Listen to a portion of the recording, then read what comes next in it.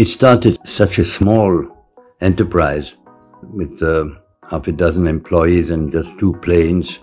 But when it grew, we felt that the name should become, as now it was established and its future existence and growth seemed to be assured, that it should have a name that was more suitable for an airline.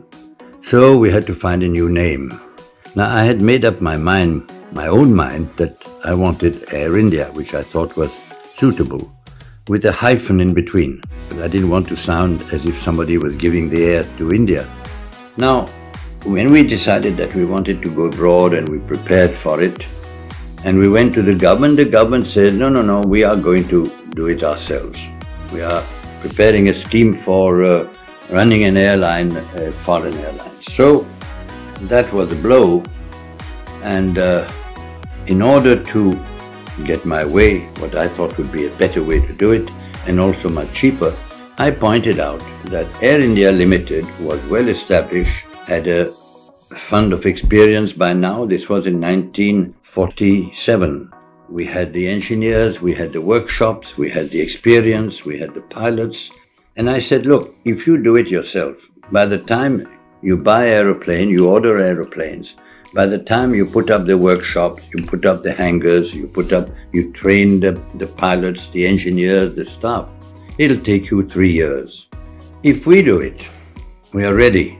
This was by now in September 1947, when the partition took place and the country was in a terrible crisis.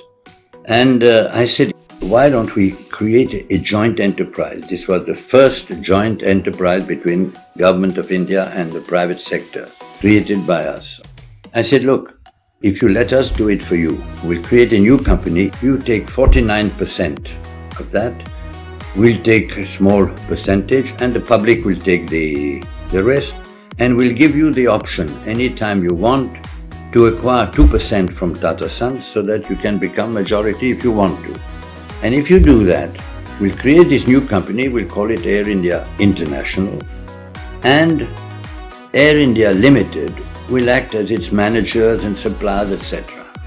And I said, if you do that, we are today in 47, we can start in June, in 6 months instead of 3 years.